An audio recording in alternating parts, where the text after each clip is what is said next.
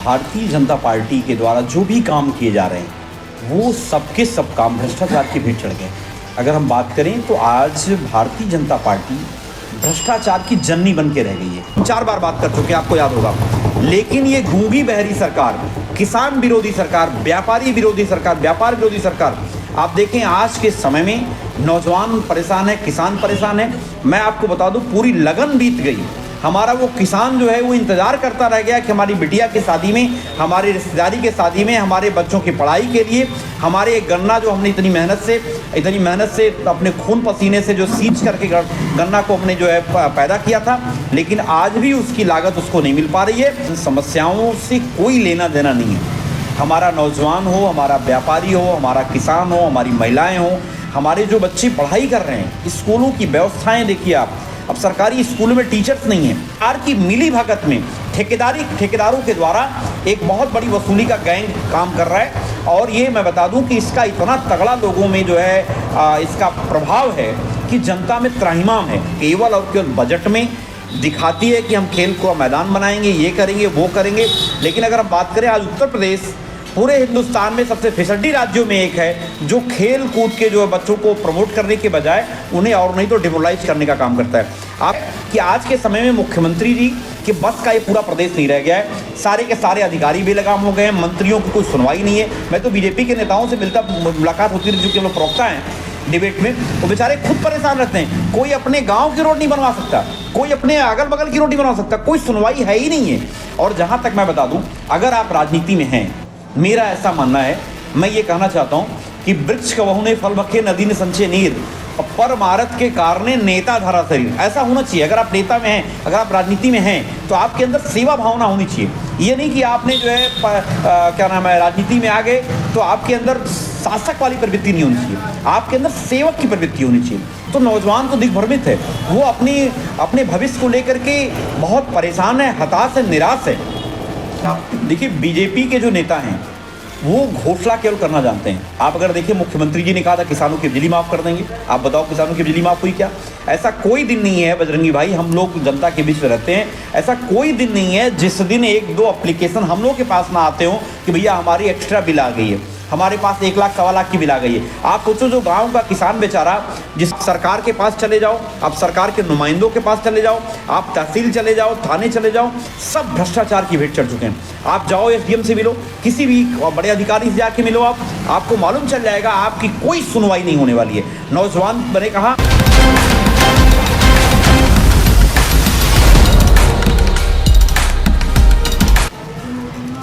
Sir, आप Samajwadi party के प्रवक्ता हैं।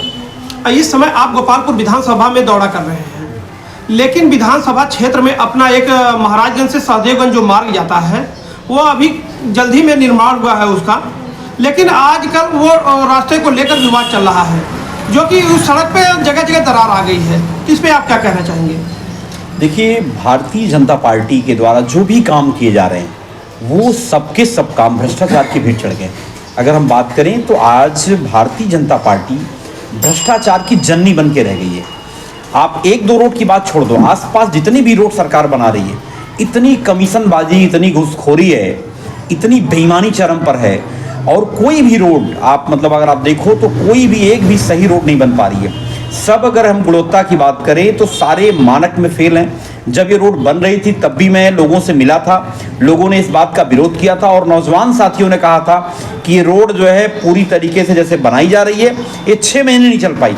और उसका परिणाम भी यही हुआ कि आज भी हमारे देवारा बेल्ट में रोड किसी तरीके से बन पाई, और वो भी बड़ी मशक्क़त से जब बनी है, लेकिन वो 6 महीने भी नहीं चल पाई है, जगह जगह गड्ढे हो गए हैं। तो ये भ्रष्टाचार का पर्याय हो चुका है। आज के समय में हमारी गोपालपुर विधानसभा में ये बहुत बड़ा एक मुद्दा है, और हम लोग इस बात को बाकायदा उठा रहे हैं।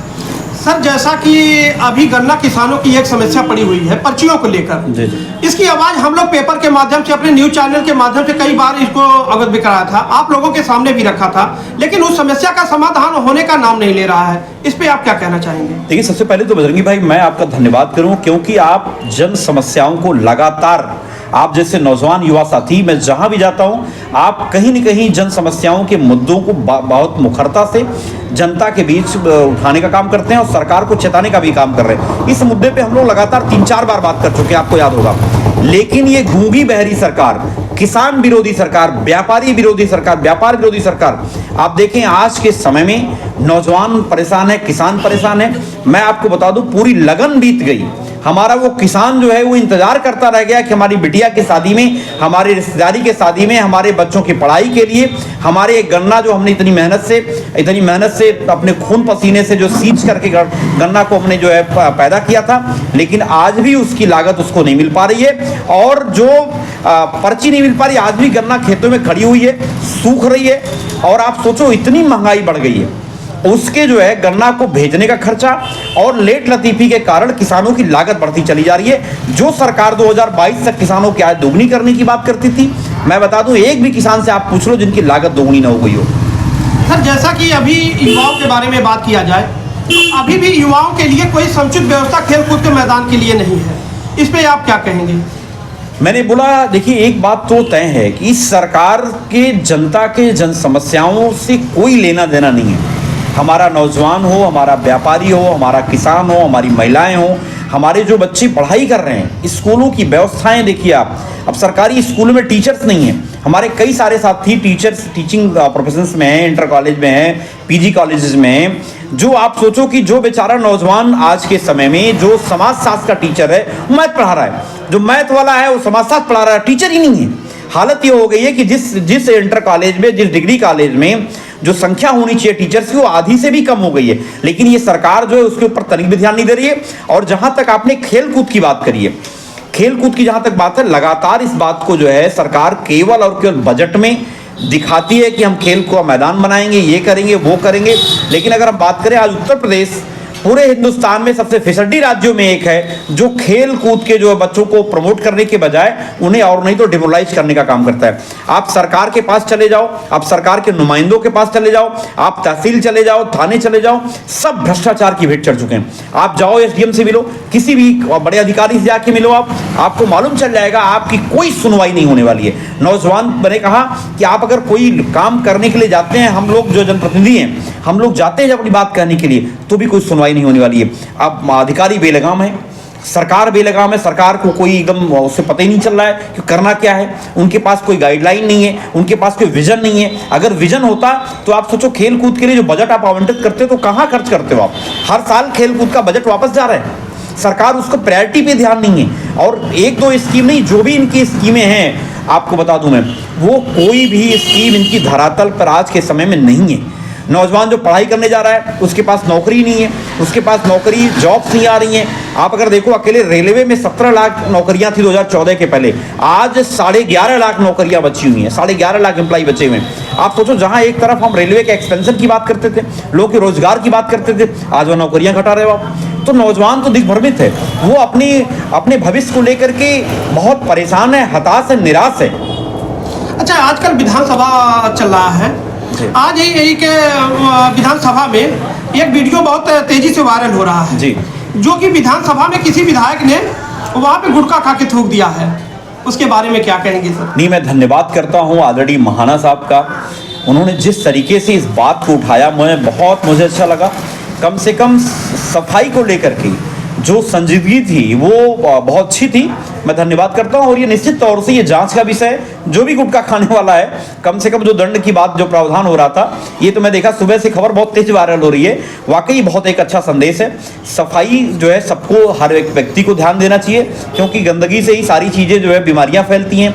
बहुत सारी, कितना गंदा लगता है। तो ये निश्चित तौर से जो है आदरणीय महाना जी ने किया है, बहुत अच्छा है। इस बात को विपक्ष उठा रहा है। अच्छा सर, पहले के मंत्री विधायक जो कह देते थे वो काम लोग कहते कि हो जाता था, लेकिन आजकल के मंत्री विधायक में कोई वैसा फर्क नहीं दिखाई देता है। जो लोग कहते हैं कि काम करते हैं, केवल आश्वासन देके चले जाते हैं। इस पे क्या कहेंगे आप? देखिए, बीजेपी के जो नेता हैं वो घोषणा केवल करना जानते हैं। आप अगर देखिए, मुख्यमंत्री जी ने कहा था किसानों की बिजली माफ कर देंगे। आप बताओ किसानों की बिजली माफ हुई क्या? ऐसा कोई दिन नहीं है बजरंगी भाई, हम लोग जनता के बीच में रहते हैं, ऐसा कोई दिन नहीं है जिस दिन एक दो एप्लीकेशन हम लोग के पास ना आते हो कि भैया हमारी एक्स्ट्रा बिल आ गई है, हमारे पास 1 लाख 1.25 लाख की बिल आ गई है। आप सोचो, जो गाँव का किसान बेचारा जिसकी 100-200 रुपए, 500 रुपए, 400 रुपए की बिल आनी चाहिए, वो लाख लाख रुपए की बिल पहुंचाई गई है और वो एक बड़े पैमाने पे वसूली की जा रही है। और सरकार की मिली भगत में ठेकेदारों के द्वारा एक बहुत बड़ी वसूली का गैंग काम कर रहा है। और ये मैं बता दूं कि इसका इतना तगड़ा लोगों में जो है इसका प्रभाव है कि जनता में त्राहिमाम है। हर एक व्यक्ति सोच रहा, भैया हम तो केवल एक पंखा चलाते हैं, एक लाइट जलती है, 1-2 बल्ब और जलते हैं, उसकी बिल इतनी कैसे आ जा रही है? तो जाए कहाँ? मैं अभी आज ही एसडीओ साहब से बात किया 1-2 मुद्दे पे लेकर के, उन्होंने कहा मैं भेजिए, मैं दिखवाता हूं। मैं बता दूं, कोई अधिकारी सुनने वाला नहीं। हो क्या रहा है कि आज के समय में मुख्यमंत्री जी के बस का ये पूरा प्रदेश नहीं रह गया है। सारे के सारे अधिकारी बेलगाम हो गए हैं, मंत्रियों की कोई सुनवाई नहीं है। मैं तो बीजेपी के नेताओं से मुलाकात होती रही, जो कि हम लोग प्रवक्ता हैं डिबेट में, वो बेचारे खुद परेशान रहते हैं। कोई अपने गांव की रोड नहीं बनवा सकता, कोई अपने अगल बगल की रोड नहीं बनवा सकता, कोई सुनवाई है ही नहीं है। और जहां तक मैं बता दूं, अगर आप राजनीति में हैं, मेरा ऐसा मानना है, मैं ये कहना चाहता हूं कि वृक्ष कबहु ने फल बखे, नदी ने संचय नीर, पर मारत के कारणे नेता धरा शरीर। ऐसा होना चाहिए। अगर आप नेता में हैं, अगर आप राजनीति में हैं, तो आपके अंदर सेवा भावना होनी चाहिए।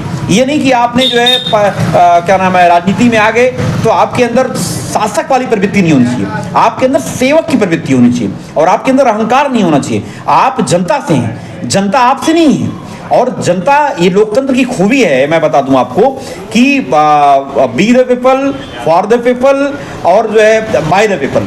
आप सोचिए, लेकिन आज के समय में क्या हो गया है, बीजेपी का जो नारा है कि अमीरों के द्वारा अमीरों के लिए, जो हमारा लोकतंत्र है वो ये हो गया है। लेकिन मैं एक बात जरूर कहना चाहता हूँ, आज के समय में मैंने जो कह रहा था आपसे कि जनता के द्वारा जनता के लिए जो परिभाषा थी, आज के समय का जो लोकतंत्र हो गया है, आज के समय में